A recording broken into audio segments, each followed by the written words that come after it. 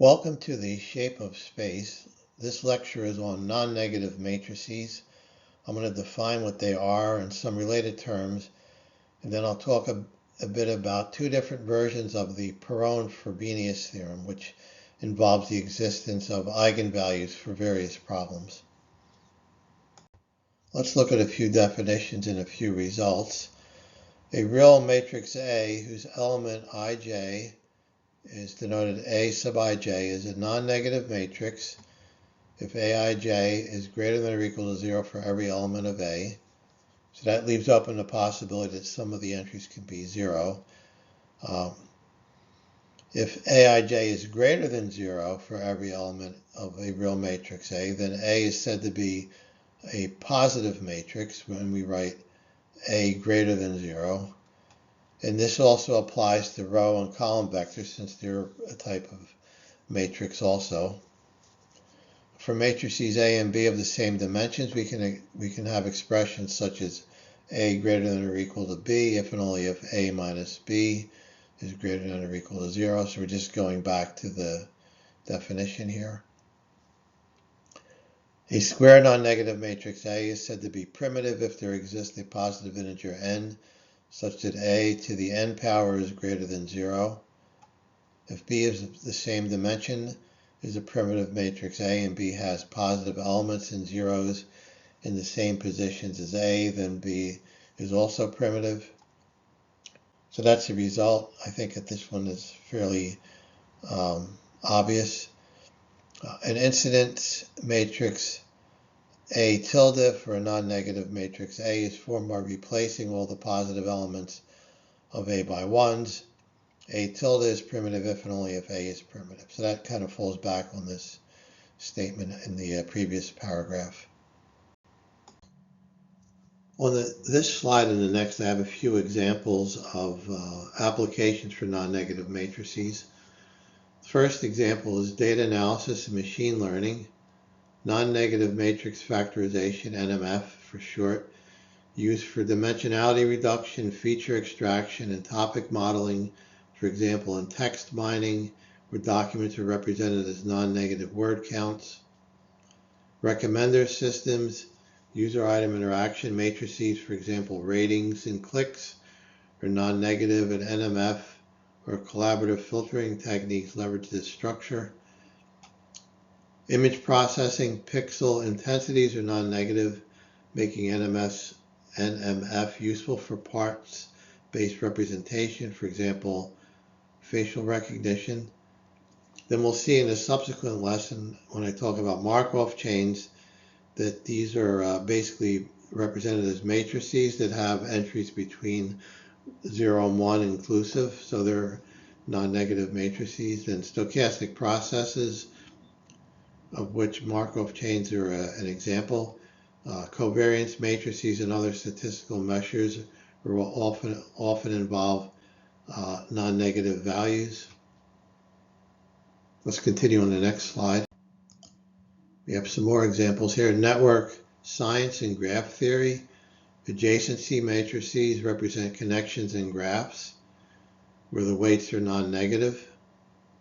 PageRank algorithms used by search engines to rank web pages are based on non-negative link matrices.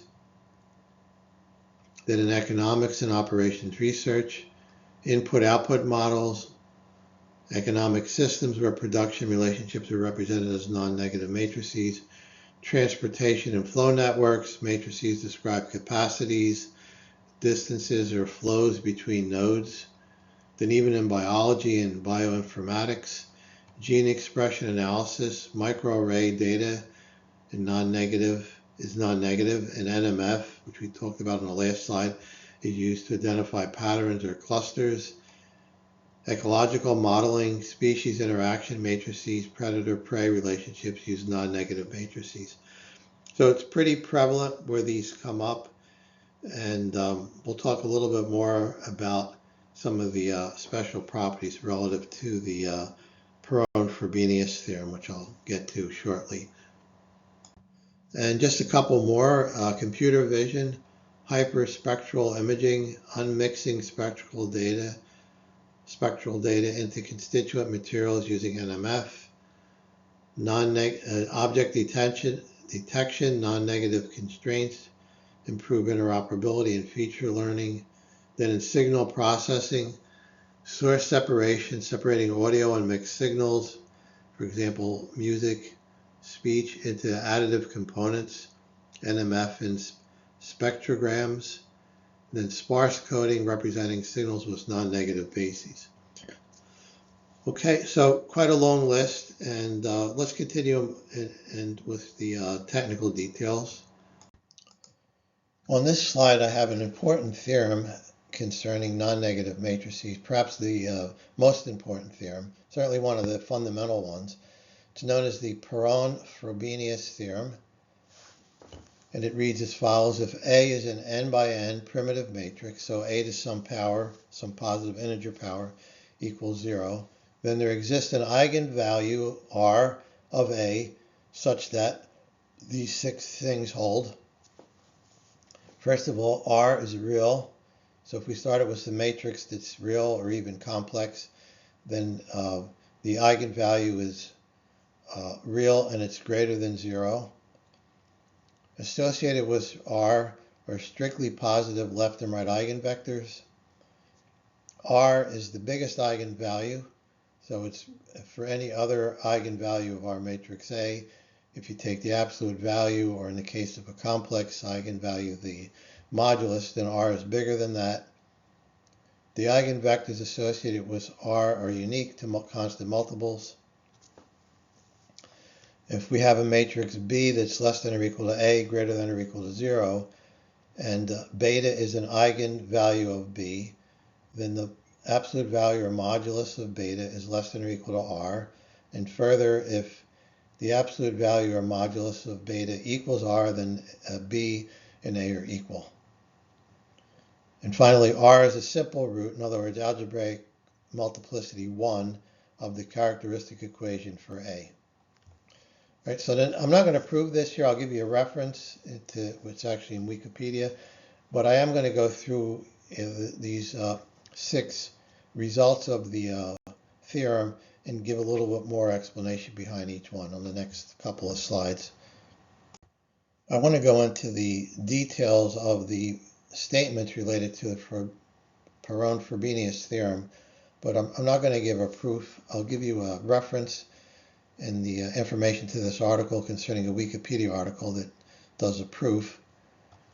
So let's look at each of the items in turn. The first item is pretty straightforward. It's saying if you have a real non-negative primitive matrix, then it has at least one positive real eigenvalue. And keep in mind that a real matrix could have complex eigenvalues. So this theorem is saying if your real matrix is non-negative and primitive, then there's at least one real eigenvalue, and it's greater than 0.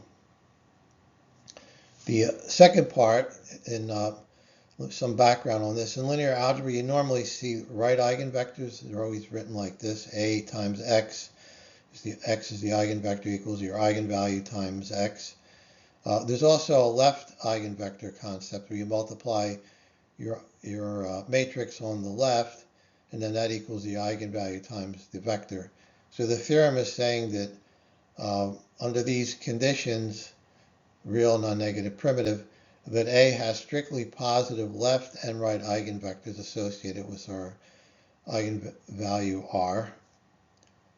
Then the theorem also says that our eigenvalue R is larger than the absolute value or modulus of any other eigenvalue. So it's sort of the biggest in terms of its size, its length. And just as a reminder, the modulus, and we'd use that in the case where we have a complex eigenvalue, the modulus of, say, this complex number is just the square root of the real and imaginary parts squared. Okay, and we're just being told that R is bigger than the modulus of any complex eigenvalues, if there are any, and if they're just other real eigenvalues, then R is bigger than the absolute value of those. The spectral radius, we have a definition here, of a square matrix is the maximum of the absolute values or moduli of the eigenvalue. So R is effectively the spectral radius of A. Let's look at the other 3 points concerning the theorem.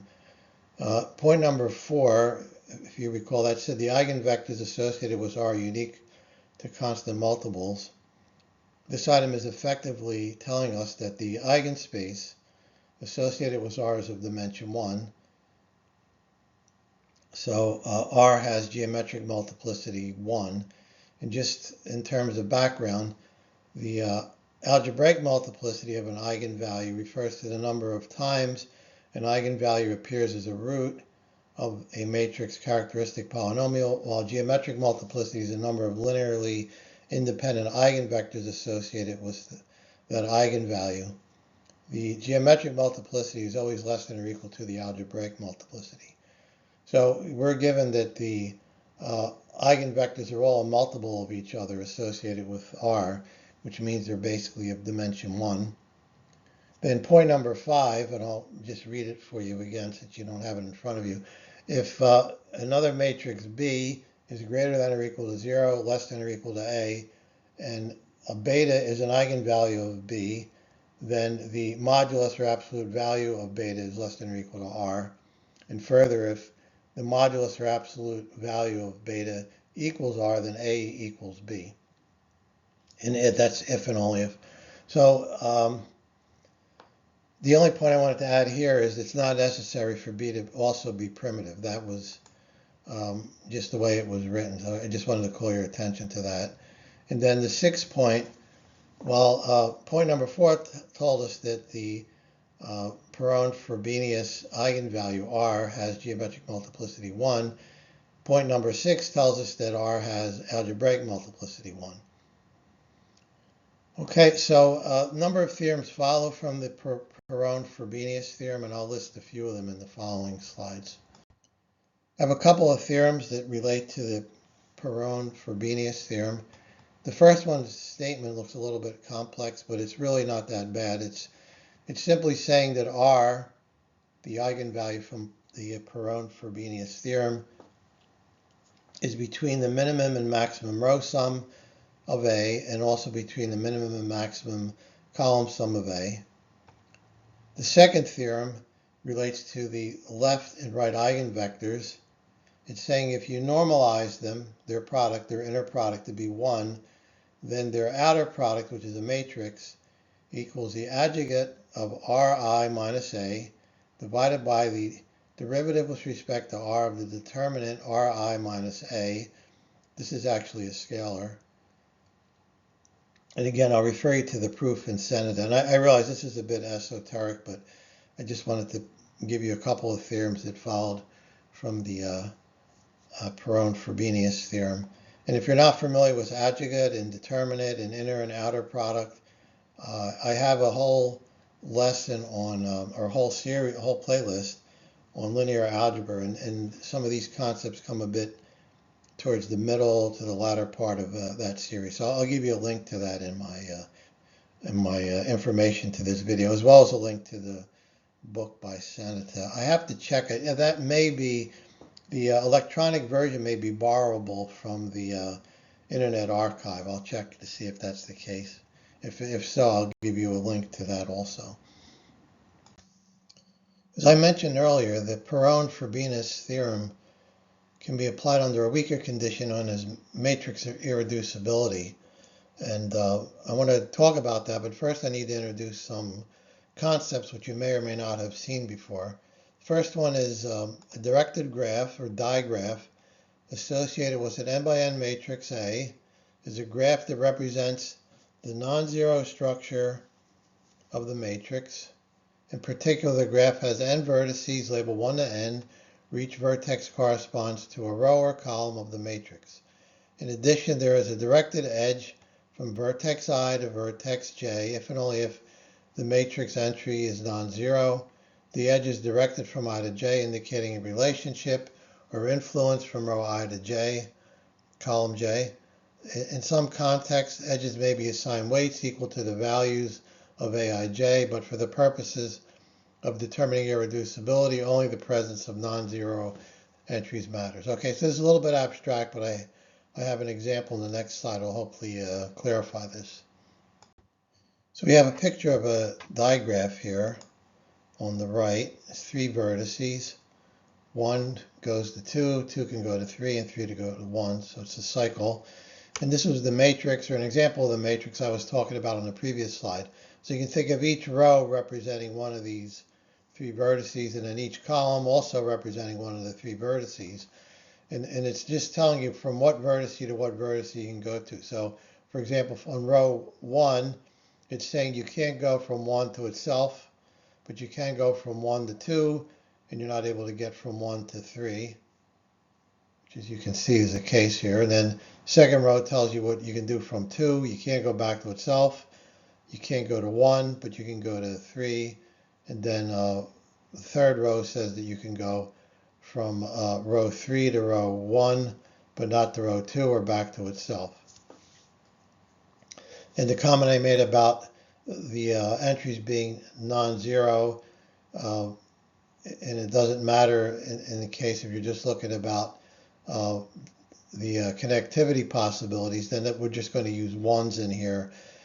I mentioned about weights where you could even put probabilities in here, which we'll do eventually when I talk about Markov chains in another lesson. But for here, we're just talking about specifying a directed graph in terms of a matrix, or vice versa. If you have a matrix with non-negative entries, then the positive entries, strictly non-zero entries, are giving you the possibility. So if I put a 1 here, just to alter this a little bit, then that would say you can go from 2 back to 1, so I would draw another arrow going back this way, just as a variation. We have a few more concepts on this slide. A directed graph is strongly connected if for every pair of distinct vertices there exists a directed path from I to j and from j to I. A directed path is a sequence of edges where the endpoint of one edge is the starting point of the next, respecting the direction of the edges. Formally, a digraph with vertices 1 to n is strongly connected if for every I not equal to j there is a sequence of vertices starting with v0, v1 up to vk, which equals j, such that there are edges just connecting between these v0 to v1, v1 to v2, all the way v to k minus 1 to v sub k, and similar concerning a path from the other direction, j back to I. Strong connectivity means the graph is fully reachable. You can travel from any vertex to any other vertex following the directed edges. So our example matrix A in the associated diagram from the previous slide is clearly strongly connected. We can get from 1 to 2 to 3 in a cycle. In this example here is just the opposite. It's totally locked in. You can only go from 1 back to 1, 2 back to 2, 3 back to 3, and 4 back to 4. So there's no possibility of getting from, I just used an example here, 2 to 3. But I mean, you can't get from anything to anything else. You can only go back to yourself. So this is like the opposite of strongly connected. An irreducible matrix is a square matrix that cannot be permuted into a block upper triangular form by any permutation of its rows and columns. And a block upper triangular form is, I'm showing, let me point to it, I'm showing it here.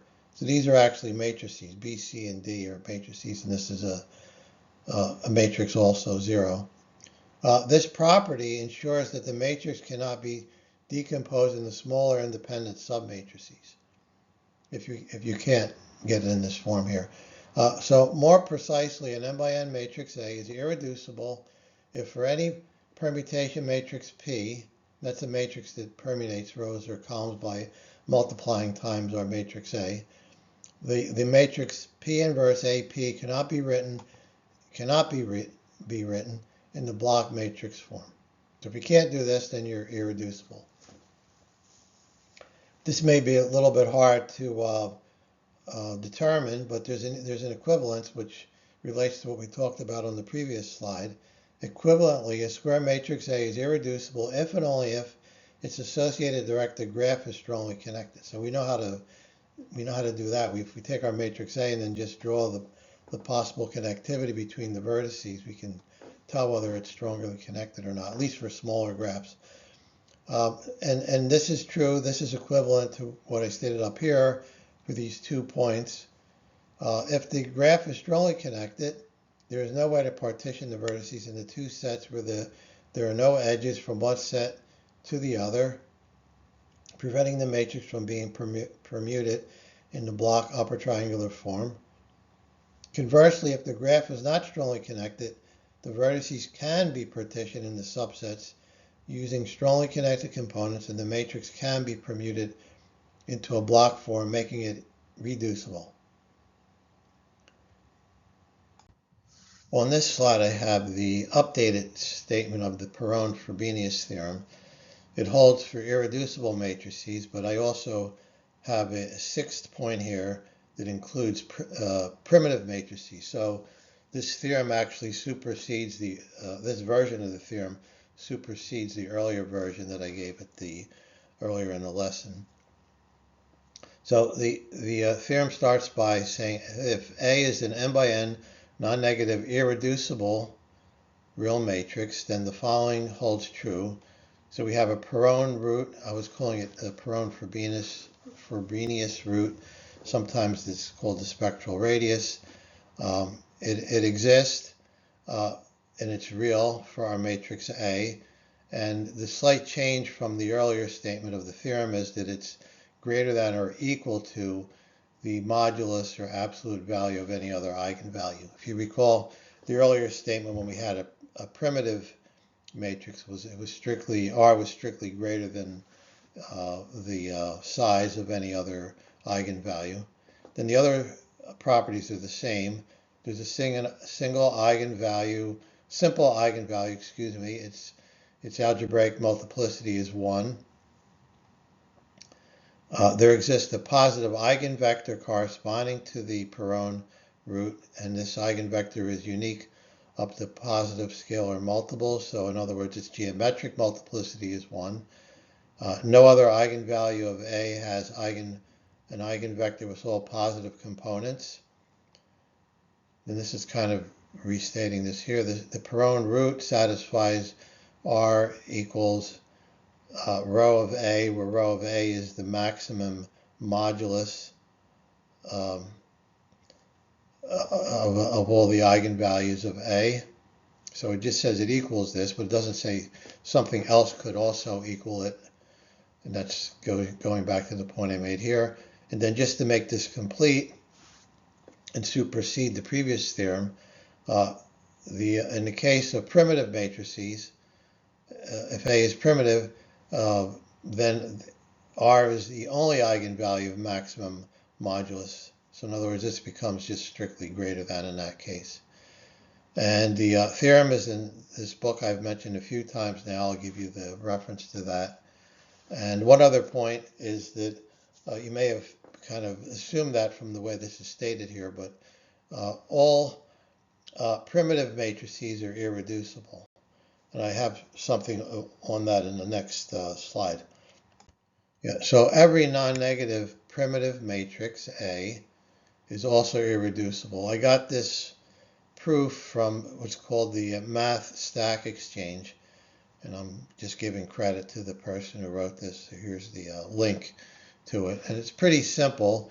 If A is primitive, and we saw this, then there exists some K such that for every ij, in other words, every element of A to this power is greater than 0, then irreducible just means that you can eventually connect between any point, any vertex I and j representing the matrix, eventually if you take a high enough power of A, and that's what this is saying here. So this